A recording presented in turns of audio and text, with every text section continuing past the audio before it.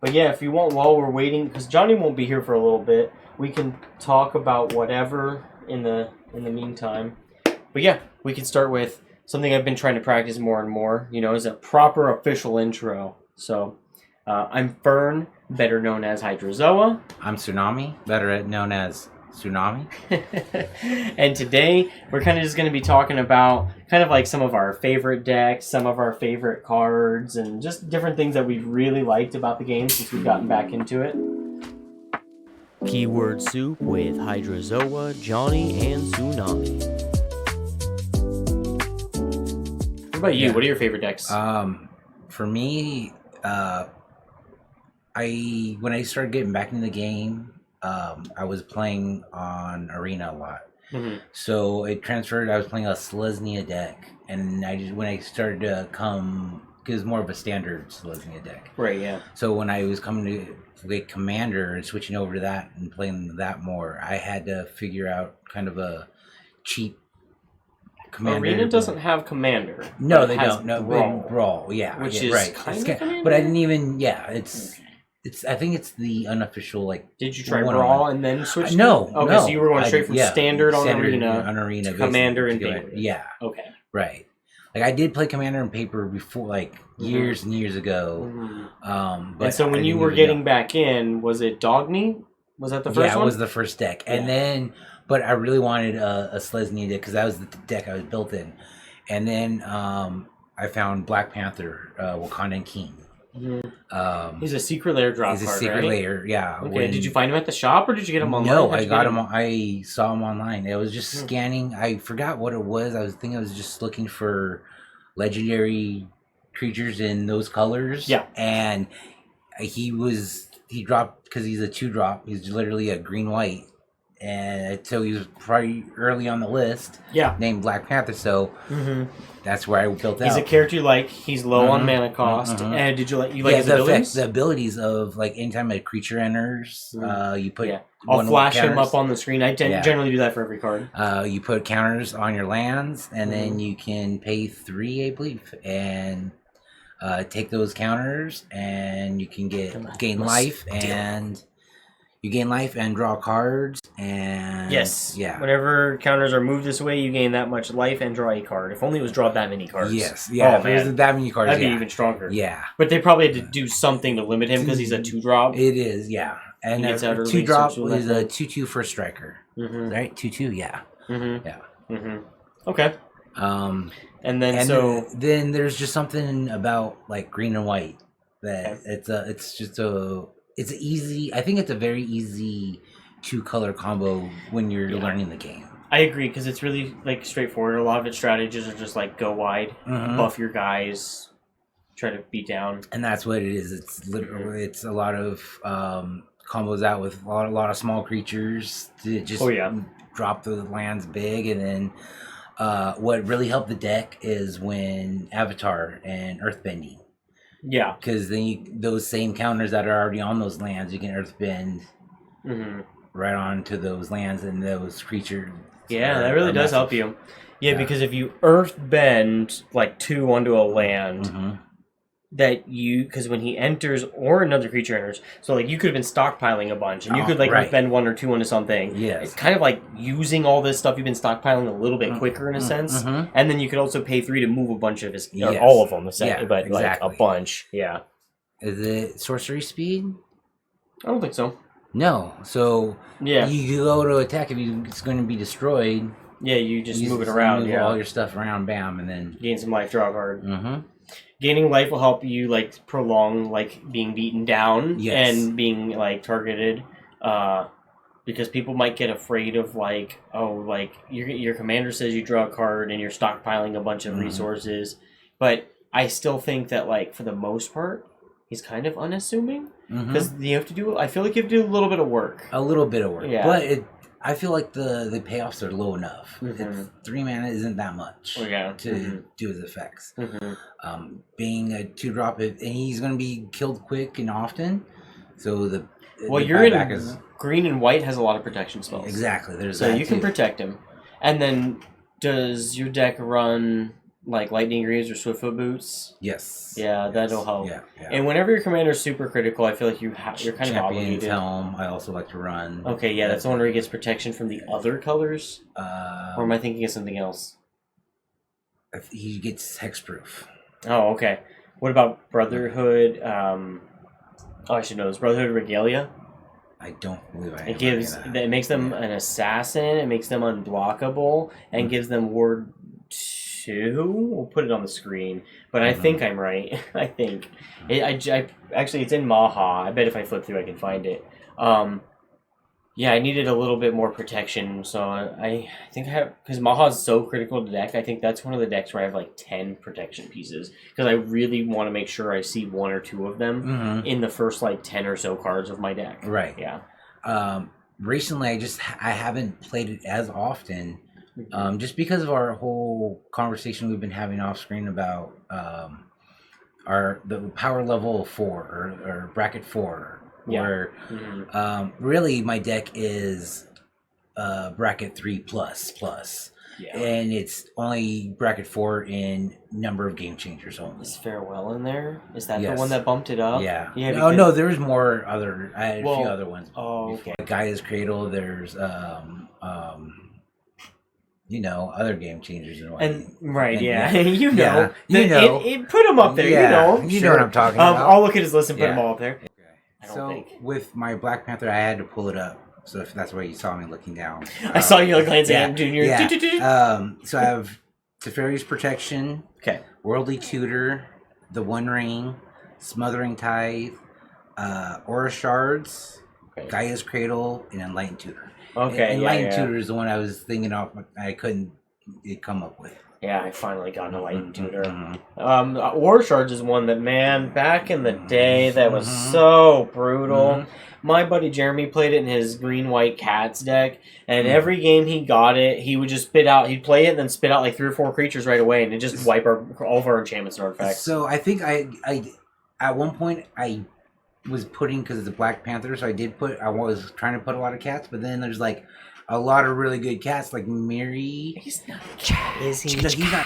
And then also, your Black Panther deck has 2 card combos. 2 card combos. 2 card combos. 2. So we'll put a Ballerina and a 2 up here at this point. So you have a 2 card combo. So one of them I know is what? Basilisk. It's the Brood Scale. It is the Basking Brood Scale. Yeah, Basking Brood Scale. And Rosy Cotton. Okay, so yeah, when she enters, she puts a pulse and counter on the Brood Scale, which makes a spawn, and then that triggers Rosy Cotton to make a pulse and counter, so that goes through that whole thing again. And infinite, Yes. So you get infinite colorless mana, infinite death triggers, right, because those spawns can be sacrificed. Yes, okay. And infinite ETBs and infinite LTBs, there's infinite 1/1 counters. Yep, true. Yeah. What about, what's your other 2 card combo? So Rosie also works with Scurry Oak. Rosie works with Scurry Oak. Scurry Oak's text is whenever 1 or more 1/1 counters are put on Scurry Oak, you may create a squirrel token. So you're creating, it's the same thing. Yep, same thing. Making this time a bunch of squirrels. Right. And then so you can do the same thing with the Basking Brood Scale and Cathar's Crusade. A little bit slower, because Cathar's Crusade costs 5 to get out. But green and white, you can. I mean, green. That's trivial. You're right. Yeah. It's green. So in green and white, you're probably fine. Yeah. So then, whenever you put a 1/1 counter, another creature enters, put a 1/1 counter in. So you get another Basking Brood Scale. The Brood Scale enters, triggering Cathar's Crusade to give it the counter. It makes the spawn, which triggers Cathar's Crusade to make a counter. So then it just keeps going. And the spawns will be. That's the one where it'll be weird, because they'll be different sizes. Yes. Yeah. So it'll trickle down. Yes. It'll be a bar chart going downward. But that's an infinite bar chart. Yeah. At the same time. Yeah. And then so you can do Cathar's Crusade, the same thing with Scurry Oak. Yeah, so you have the Cathar's Crusade out, play the Scurry Oak, which triggers it. Yes. Okay. So yeah, you would just have to ramp out to 5 mana, which in a green-based deck is totally fine. That's like nothing. Yeah. And I figured that combo out on Arena by accident. Just like, again, you like, didn't even know. Like I'm not understanding the game, and all of a sudden something's happening, and I had a little bit older phone.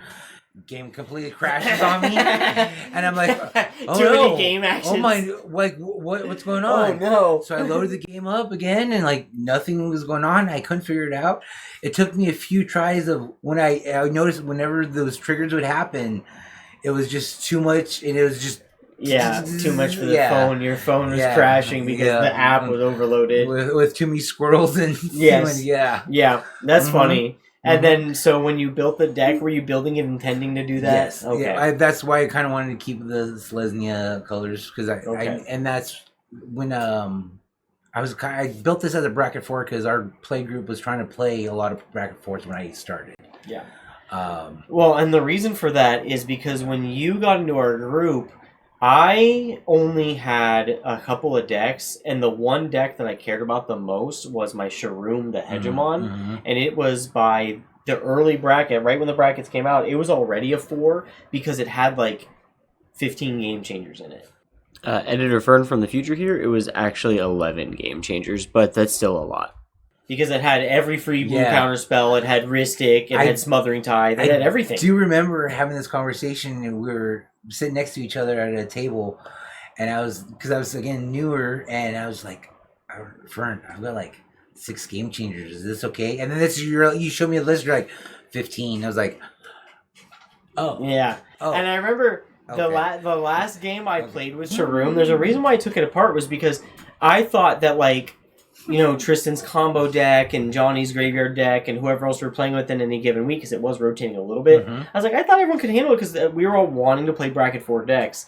And my deck would consistently combo off and beat them, or play control and be so inevitable that it'd get to a point where they're like, all right, do you have it? And I'm like, yeah, actually, I'm about to do it. And they're like, okay, fine, we got it. I won with the deck a lot, and I stopped wanting to play it because it was winning too much. So it got to the point where it was the I need to win one deck. Yes. So I would play every other deck I had, and if I had lost, it was especially like the perfect deck for when I just lost 3 games. It's like, are we going to play one more? All right, take out Sharuum. Yeah. You know, I try to win one tonight. And then, so like, everyone would play their strongest deck against Sharuum, and Sharuum was so just good at what it did with all the game changers and the inevitability that it became kind of unfun. Okay. And I loved the deck so much, and I loved the color combination. I loved looking at the cards, but it was like, I don't know, I needed to change up. So I actually took that deck apart shortly after everyone else in the group, like, you know, Jason, Jonny, everyone built another 4 to compete with it. And I got to this point where I was also like, this is too good. My last game, at one point, I had like 6 life, and I'm like, man, I'm being beaten down pretty hard. And everyone goes, you've played like 3 game changers already. And I had like, I looked at my hand, and I had like 2 more of them in my hand, and I'm like, this is actually really gross. So that was the last game I played it. Everyone had just built their 4s to try to compete with it, and it was still winning too much. So I was like, I'll just stop playing it for a little bit. And I took it apart, and I started playing other decks, and I was on the search for a little bit for another bracket 4. And what ended up becoming one of my favorite decks to play was Lumra. It's just crazy strong. On turn 4, with a perfect hand, I can try to go for the win. Even if I don't have all the combo pieces I need, I can just like Lumra for value and try to win eventually. Just dig for some good stuff, get some good lands in my graveyard and pull them out with Lumra's effect just to get a huge bear, you know? I really enjoy the play patterns of the lands deck. It's like an interesting new angle I haven't had before. So I've enjoyed playing Lumra. And then my other bracket 4, Y'shtola, has been on this adventure. It's another deck. I really like that deck, but I have been enjoying it less in bracket 4. In bracket 2, it won 9 out of 10 games. And I was like, all right, I'm bumping it up. So then I put a couple game changers, bumped it to a 3. It won like 12 out of 16 games or something. I was like, all right, let's bump it up again. And it has not won a game yet in bracket 4, I don't think. What about another deck that you've been playing recently or something? Gyome. Probably another one I was thinking about that I hadn't gotten a chance to mention yet would be Gyome. So yeah, my Gyome deck, I really enjoy Gyome because food seems so... To me, it seems... Like, I remember the first time I encountered it, when I got back into the game and I was drafting Lord of the Rings, I'm like, you make a food token, and someone handed me the food token so I could read, like, actually see what it is, and I'm just like, and that's good? And they're like, oh yeah, sure. And they stockpiled a few of them, and then they used like Hobbit Sting to remove one of my things, and I'm just like, okay. And then I won that game, and then I won the next game, and I'm like, okay, good luck the rest of the draft tonight. And then like a couple weeks later, I drafted against someone who's really good at the game, and his food deck was really good. He had a couple Mushroom Watchdogs that kind of aggressively beat me down. But then like otherwise, I was just like, food doesn't seem that good to me. And then we went to Eldraine, and the food deck was like the best deck in that format. I was like, well, there was also an aggro deck that was really good. The red-white aggro deck, the red-black aggro to an extent, and the food deck. Black-green food. I was like in love with food after that. I'm like, yeah, I get it now. You just make a pile of pies, and then you throw them at your opponent to murder them. You know, you're just taking them out with pies. Or like, I also really like combo decks, and I found out, I didn't realize it at first, but I'm just like, oh yeah, there's a few different combos that food tokens enact. You know, like the Experimental Confectioner Peregrine Took one is one I really like. And that's effectively a 2-card combo that lets me draw through my deck to find the 3rd and 4th or whatever pieces I need to just win. Generally just need a 3rd piece. The bat. Mirkwood Bats. Because then I make the rats and foods, triggered a bunch, sack them, triggered a bunch, and that drains everybody. So effectively I just need 3 cards to win the game. A 3rd card after I get the first 2. So I like that deck a lot. It's combo-y, so I played in bracket 3. The first couple times I played it, I think I played it like 2 or 3 games in bracket 2. And before I had the combo in it. And then I got Experimental Confectioner. I was like, oh yeah, with Peregrine Took, this is just absurd. I realized. I was like, okay, yeah. It was like a light bulb moment. I was like, okay, now that I have this is like a 2-card pseudo combo with a 3rd piece. I'll just go ahead and push it up, though, to bracket 3, because it's really like a 3-card combo to close out the game. So I bumped it to bracket 3, also because like everyone in our playgroup was like, that's pretty tough to beat. And at first they all thought the life gain from food was the reason. They're like, is this going to be hard? Or, like, I was trying to explain my food was good, like, because you can gain a ton of life. I'm like, no, that's the last thing you do with the food tokens. The text on the food token is so irrelevant to the deck, because I use them in so many other ways. Like, now that Cabbage Merchant is a card, and the Knight of Sweet's Revenge, and there's a couple other cards that really make a use of food tokens really well. I like it a lot. What about you? Probably my other pet deck is Zurgo. Yeah, the one you have there. The Thunder's Decree. Yeah. And this deck... That one you mentioned in the last video, and I put this picture up there, this deck has gone on the longest and hardest journey of any deck I've built. It originally started as a... Boros Arabella. Yeah, the toy, the doll. Arabella, the abandoned doll. And so I wanted it to be toy-centric. Yes. So all the, like, Duskmourn, all the... was it Duskmourn? Yes, Duskmourn. Yeah, because she's a toy. I imagine Duskmourn, yeah. So it was all... I just wanted all... toys, and because of a lot of the toys were like low, under 2 mana, or under 2 power. So I used that and mirror, a lot of mirror. Mirror for mana dorks, mirror for just easy way to just swing with Arabella hard and fast. While you're talking, I'm listening, but I got Do Not Disturb. Got you. But I will see Johnny's message because I'm on the message with him. Right. So. Because Johnny's going to be showing up fashionably late as always. That's him. Yeah. He's to be fair, he had work that runs later than we did, and his is all the way up in another town north of here, so he's got to drive a good while to get back. Correct. Yeah. Correct. And then get his stuff together and then head over. So correct. So yeah, with your toy deck, as you were saying, mostly Duskmourn and toy theme. And I was just getting stomped on because... I was going to say, I remember a lot of games because where, like, Arabella is so dangerous herself. Right. Like, you can't get a whiteboard at all. Exactly. I remember. So, like, as soon as I put Arabella on the field, it's like, we're going to kill it. Look. Yeah, exactly. Board and then now it's 4. And then it's 6 it costs. And now... Yeah. And then sometimes I was paying 10 just to get it... Just to try to keep playing the game, like, at a point. And it was too much. Yep. That's where you just salute. She's not coming back. Yep. A sad salute meme. And then in the deck, I had a few red and white creatures that had mobilize. Yes. To create 1/1 soldiers for Arabella. And to be on team, you could pretend they're toy soldiers. Exactly. That worked for me. Yeah. And then I used that mechanic to realize, Kaisar, Caesar's Legion, has you can sacrifice and make more tokens and draw a card draw, and there's all Kaisar, Caesar's Legion from Fallout. Yes, from Fallout. He's Mardu. Yes. This one I'm gonna have to look up because I know he's in my deck. Okay, yeah. Still, I'm gonna throw the image up on the screen. All right, there we go. This is what I wanted. Check it. Yeah, this is so much nicer. King of the castle, la la la la la. I'm for king of the castle, la la la la la.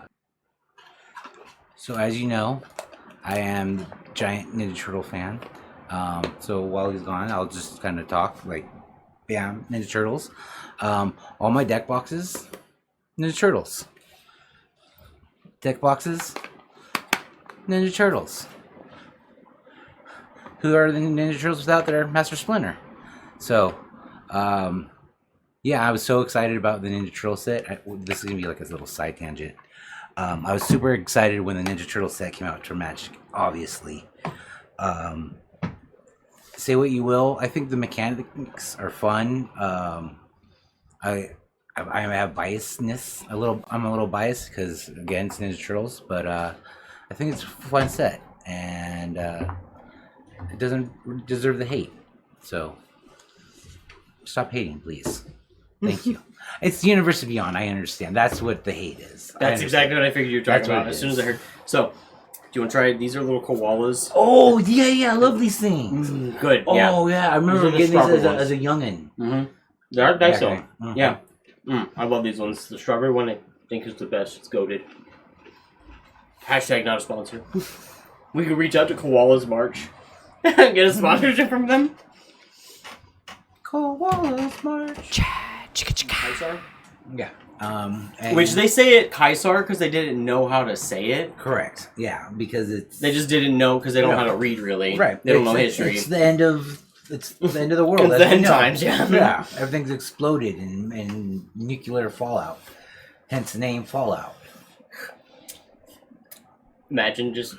That's why it's called Fallout. Like, am I pretend I don't know? So, Caesar's Legion, became the new commander for my Legion's Emperor. Legion's Emperor. What did I say? You said his name, and then you said his name again, but the correct way. You said Kaisar Caesar's Legion, but it's Kaisar Legion's Emperor. But you could say Caesar Legion's Emperor. And I think that's what your brain was doing. And you put the two together, I think is what you did there. I think. I don't know what's going on in your head. So, I played Kaisar's Legion's Emperor is the new commander. Nailed it. First take. First take. What are you talking about? Legendary creature, human soldier, 4/4. Whenever you attack, you may sacrifice another creature. When you do, choose 2. So this was the issue I was having. Okay, first. Yes. Okay. I was not getting creatures enough to sacrifice. Are there things I couldn't or didn't want to sacrifice? Yeah, you need extra junk, like extra 1/1s entering from various effects. So this deck, his makes 2. He can make 2 that are tapped and attacking. Yes. Draw a card, lose a life, or you do damage equal to the amount of tokens you have. Creature tokens to target opponents. Yeah. Which is a fun Fallout set. Again, I was Dog Meat was my first deck, so I was like, okay, Kaiser's Legion, let's do this. But then I was running that problem. I would get Kaiser out, but I wouldn't have any other creatures enough fodder to sacrifice. Or every time I would have some of my more important things that I needed to either make more tokens or like a Blood Arts triggers. Like I need those. I need that Blood Arts still there. So when I do sacrifice stuff, it does the thing. Yeah, it does the thing. Yeah. So I was having a lot of fun with Kaiser's Legion. But again, there was a lot of mobilize. So then I looked into Mardu mobilize. Because when you entered the game, Tarkir was the fresh set. It was the fresh set. It was the new kid on the block. So I think that also was helping me. I want to put in a few seconds of New Kid on the Block music back there, but I don't want to get DMCA strike. But I really want to. I said that, and immediately I'm just like, oh no, what did I say? What did I do? I'm so sorry. So Tarkir was the new set? It was the new set. You were drafting it? So, no, it was more like I was just playing on an arena. Okay. But I thought once I started playing with you guys more, that was actually the first booster box that I ever bought. I just had the ink. The Tarkir Dragonstorm play booster box. Yes. Okay. And there's one card. It was an uncommon that I was looking for. A Venerated Stormsinger. It's another Blood Artist trigger, but it's a 4-drop. Yeah, I think I know the one. Yeah. I probably opened 4 boxes worth of Tarkir. Did not pull a single one. It is a damn near impossibility. Is it a rare or a mythic? It's uncommon. And you don't have? Do you have it now? I was like this whole time. Not a sponsor. Cardkingdom.com. Where's my Dragonstorm box? I'm gonna dig through it real quick. It's right here. You'll probably pull 13, 14 of them. Let's see. Let's see. Go ahead, keep talking. So I ended up just getting. So with Kaiser's Legion, I had a lot of mobilize. Do you want it in foil? It was literally the second card in the fucking stack. It was literally I moved Tranquil Cove aside, and I went, oh my god, it's literally right there. Here, you can have this foil one. What else do you need? Do you need anything else from the set in foil? Because I might have it. I bought a collector's box, so I might have it. You can have that. You can have it. We'll talk. What is he looking for? Hey, do you want the other half so you know Voice of Victory? This is the other half of the art. Bearer of Glory. They go side by side. The little sign so you're less angry about me having the card you couldn't find. I literally had it in foil. Second, we didn't even. That's not staged. That happened live, folks. It's so funny. And it looks like that's the only one I have, too, in foil, so you can have it. I appreciate it. Do you need this guy? I love that dude. Bone Karen Butcher. Yeah, I have him in foil if you need him. These are the foil ones I opened from my box. I sleeve all my foils. Or rather, I should say I used to. And then a couple sets ago, very recently, I just got tired of it. So now I'm just throwing extra silica packs in to pull moisture out instead. Yeah. It just... I want to protect my cards, but I don't live in Florida anymore. So my cards aren't going to Pringle. Back in Florida, cards would literally... If I can find one that I'm willing to, do it to, yeah, this isn't that great. But they would literally come out sometimes like this. But see, here in California, they mostly bend back. What do you mean? I need 6 of those. Oh, well. No, I'm just kidding. So, after not getting Kaiser engine running quick enough for me, again, Tarkir Dragonstorm was a big set, and I found Zurgo Thunder's Decree, and he was originally in my 99. Yeah. Oh, I remember that. Yeah, that's right. Sitting in my When 99. did you switch him? When did you decide to? We were playing at the LGS. I was talking to Jason, and I was just realizing how great Zurgo was, just kind of getting things I needed, and the tokens aren't getting sacrificed. So then Kaiser can pop off. I have something to sacrifice, and I can just keep making tokens with Zurgo and such. Mm-hmm. So I'm picturing as you describe these things, I'm going to try to put up some of the cards as well as maybe a factory of the droid factory. Oh, yeah. Your one's being made, and it's they're being sent off to also at the other end of the assembly line, then be destroyed for value. Yes. Yeah. I'm trying to see if I can somehow fit that, a couple images in there. And I was already doing a lot of mobilize triggers. So which means that when you attack, it also makes some 1/1s that you're going to use with Kaiser or various other things.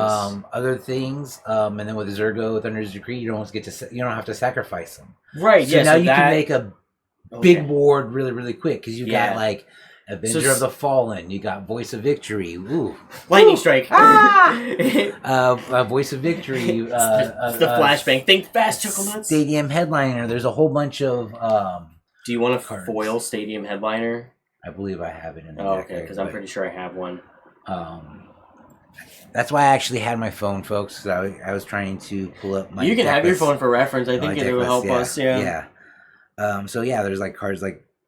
Oh, I can just type. Was that Voice of Victory you just showed? Yeah. You got the cool one like that? Yeah. Is this a bracket 3? It's a bracket 3. Okay. So your two favorite decks, you have a 4 and a 3. Do you have a favorite bracket 2? Would be my next question. Think about that. So most recently, yeah, it would be because the turtle set, the Don and Mikey and Don Party Planners. Party Planners, okay. Yeah, we talked about that. Excuse me. We can talk about that some more, next. But the other one would be my Maryland.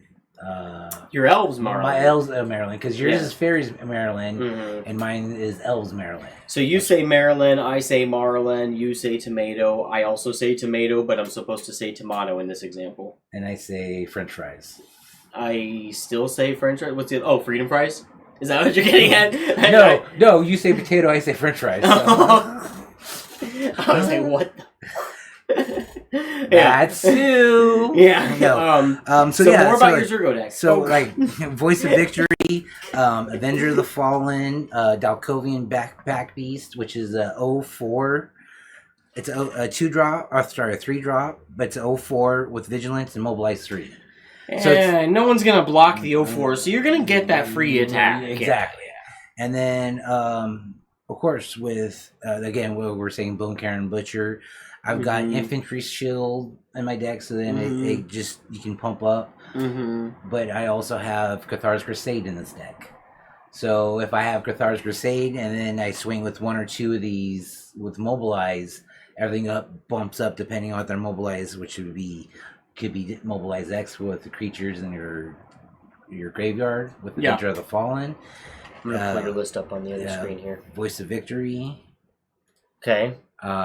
Voice of Victory is great for protecting you because, like, during your turn, they can't do stuff. You're on Architect, right? Yes. I'm following you, aren't I? I believe so. Yeah. This is you, right? Sunami. Yes. And then Zurgo's Kingdom. Okay, that makes it so much easier that you can just pull it up. Yeah, because I saw you scrolling through and I was like, you know what? Tell me. Now this whole time I'm like looking like. We're professionals. I'm trying so hard. And I have a second monitor here where we're actually just staring at Discord. Yes. Jonny should be hitting... Oh, Jonny just texted me, actually. He texted me a few minutes ago. Let me hit him back. Okay. So, what would you like to say next about your Zurgo? Now that I'm looking at it, I do probably need to work on my ramping a little bit. My ramp's a little bit low on the low. I see 5. Yeah. Let's look. So I see Diamond Pickaxe I like because it does generate treasures on attacks. Correct. You're going to be doing a lot of attacking. Yes. Soul Ring, Arcane Signet, PFB, Black Market. At the beginning of your pre-combat, add a black for each charge counter. It gets the charge counters whenever a creature dies. Okay, it's a 5 mana to get it out, so you can consider that more so like late, like big mana, more so than ramp. Right. So clearly, do you have a maybe board on here? I don't. You do over here, actually. Oh, do. So I will make suggestions. Would you like me to write it down? Sure. Okay. So, we can make a couple quick card suggestions. This can stay in or out of the video, depending on if we want it in or not, I guess. Well, it's a nice little fun tech deck. So, you have Soul Ring, Arcane Signet, PFB, Diamond Pickaxe. Those 4, I like those. But you definitely need to look into Talisman of Hierarchy. I do have those. I know I've got that. And I think, what's the... the red-white? Yeah, that's... No, not Impulse. That's... Hierarchy's black, white, red, white. We'll have to maybe look them up. Yeah. I might, because I forgot the other 2 all of a sudden. So black, white is Hierarchy. You need red, black, which is... I can't remember all of a sudden. They're not the colors I play. And then you're also gonna want you're gonna want your signets in your color. You could maybe use. I'm looking at what else you have right now. You could maybe use rituals to get a bunch of red mana, and black rituals to get a bunch of black mana, based on what I'm seeing in your list, to try to, power out some of your Zurgo Helm Smasher and your other big drops. Your commander himself, you can just play him out on curve on turn 3. You hopefully have your 3 colors. Yes.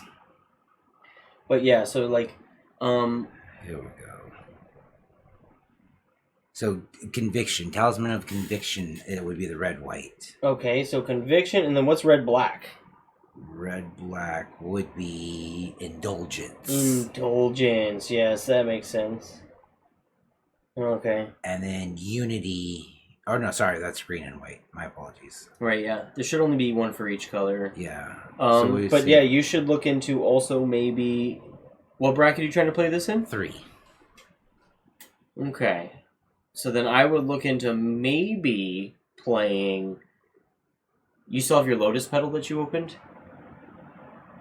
Lotus Petal could be good. One-time ramp. It's the 0 cost, gives you 1 extra mana.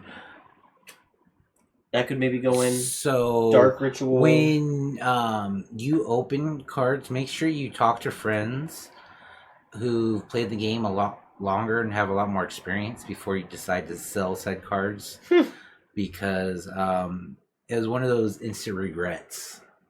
Like I had sold it, and then it was probably like a day or two later. Like it hit me, like what the card does. Yeah. And I don't know, it was just not clicking for me. So it's like, but it will come back to me. It'll come back. It's meant to be. How many game changers do you have in right now? 3. Okay. Diabolic and Demonic Tutor. What are you tutoring? Like, what's your target usually? See, this is my issue. You're not a combo deck, right? No, it's not really a combo deck. It's tutoring usually for whatever I need in the moment, or maybe an answer. Okay. Yeah. Okay, that's fair. Yeah. Something for protection, like a ward report where I can like gain a bunch of life for all this. If there's going to be a board wipe, things like that. Okay. You do have a couple really big spells. Yeah. Okay. So I have a lot of removal, decent removal. Yeah. Okay. So what I'm thinking is, there's a couple of, I think, obvious cuts, or just like obvious things you can upgrade, rather, so to say. So we can do that eventually. But yeah, I think like getting some more ramps, some of the rituals. There's one that's like, you get a red for every creature you have. I forget what that one's called. But that ritual, like, we'll have to look that up off camera because I've forgotten that off the top of my head. Or we can look it up real quick. But then the fun thing is there's a lot of humans in this deck and some non-humans. So Anoda really pops off really hard in this deck. I'm going to look up that ritual. You get a red for every creature is what I believe it says. That you control. I try to stick to 3 drops if they're not 3 and less drops, unless there's something like a big game finisher, like a Zurgo Helm Smasher who can get big really quickly. Okay, yeah. I try to keep my curve as a little bit lower. Heretic. I wrote Mana Geyser. Oh, you could do Desperate Ritual as an extra one. Okay. Battle Him. Add a red to your mana pool for each creature you control. It's an instant, so you can do it before you have to sacrifice them all. I'm gonna write that one for you. What was it? Battle Him? Battle Him. Battle Him. Yeah. So what I think you could look into doing is making this deck take advantage of all of your creatures by putting in more ping effects. Like swap out like Lightning Strike and a couple of the random things here and there that are just kind of some more like Impact Fervor for that kind of stuff. Yeah. So your creatures entering does some damage that helps drain your opponents. If your attacks aren't getting through, you're at least getting some damage. Right. And then also you're gonna want, I think, these ramp spells to help you get into your big top end, your big like Ultimatum and Ingarus Wake and stuff to that effect.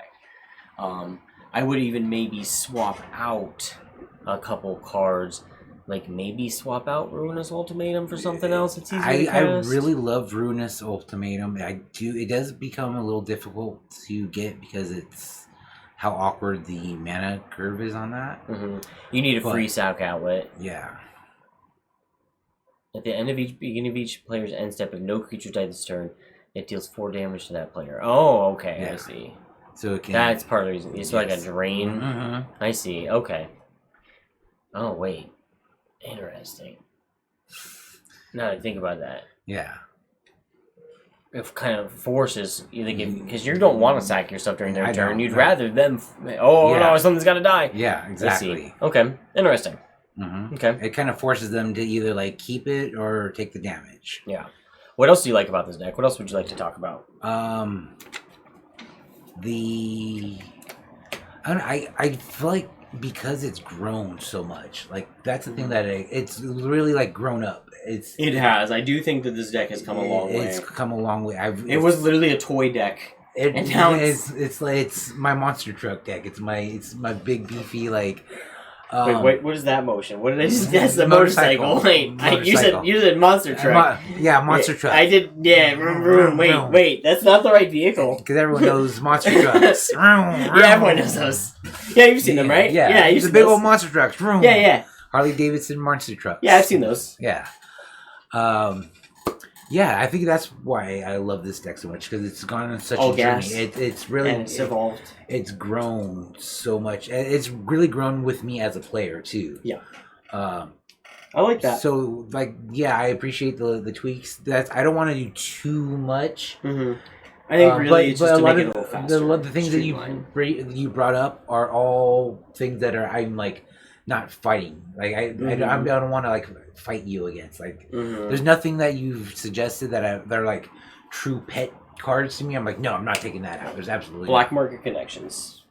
Instead of Black Market, add yes. Cut Black Market for Black Market Connections. It costs 2 less mana, does almost the same thing. I think that's what I was looking for. I think that's how long it's been since I've edited. You're like this. Black Market. Oh, this is the one. Oh wait. Yeah. I think again. It's a Fallout card, so I had the. That could be Fallout, it too. Yeah. It is a Fallout card. You're right. Yeah. So, what is she selling? Probably bottle caps. Yeah, it does look like there's some bottle caps in the art, but she's got a bag of something dripping that I don't know if I like that. I'll put the art on the screen because could be like Radroach meat or something. Oh, gross. I don't think I could live in the Fallout universe. I think I would die if I had to live on the surface, or unless I'm in like. In the vault? If I'm in a vault, I'm probably okay, depending on the quality of life in the vault. If I'm in the Brotherhood, as long as I became a knight and I have like the air-conditioned armor and I'm walking around chilling, then sure. Yeah. Otherwise, all the other groups kind of... If you're a wastelander, you're screwed. I'm screwed. It's hot! Can we go inside? We are inside. Yeah. Oh man, and like it's like we're in like a really beat down shack, holes and everything. There's rat roaches everywhere. More I look at this again, like seeing this like blown up. I think I started like talking about starry-eyed Skyrider. Oh yeah. Let's get back to that one then. What do you like about it? Again, when this attacks another target creature you control gains flying. So if I need Zurgo evasion, it's great to put on my commander because now you can get some commander damage in, and then you still get those triggers off.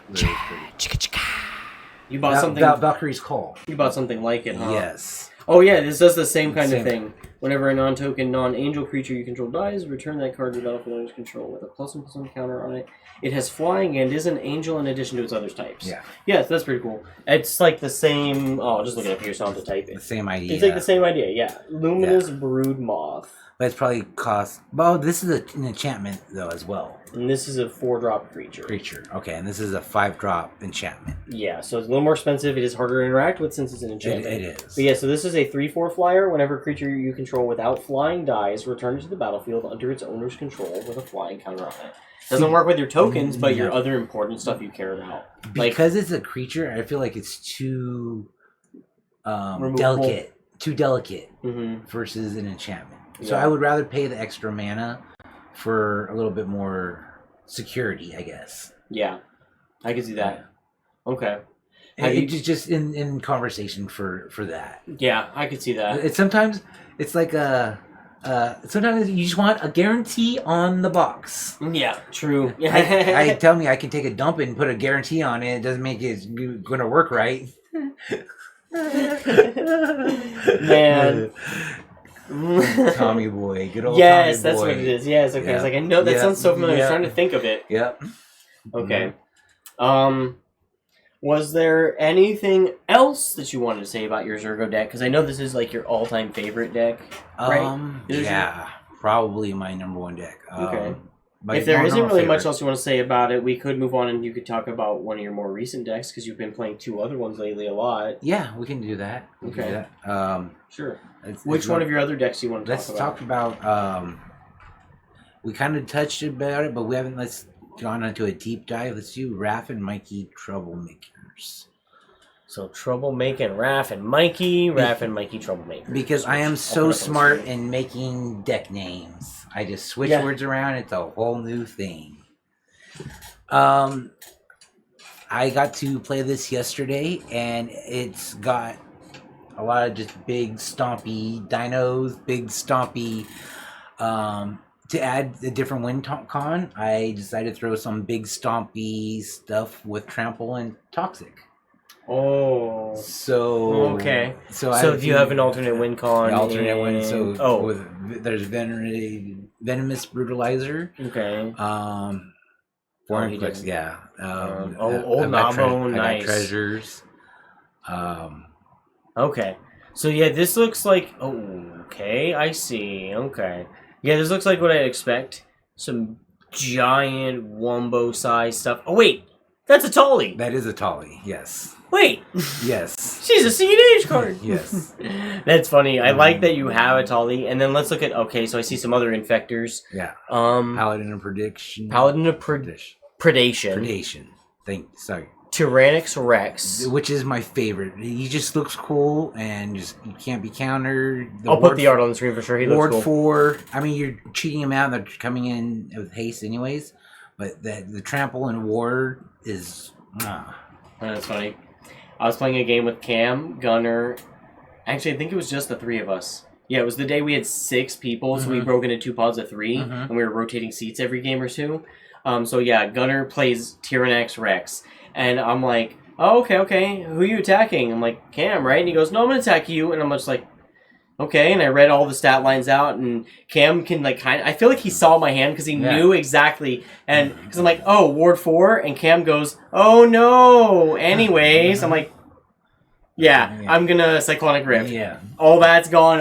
Yeah. Ward 4 doesn't matter. Yeah. And he goes, picks it up, But yeah, it is pretty cool. But... I caused in that instance.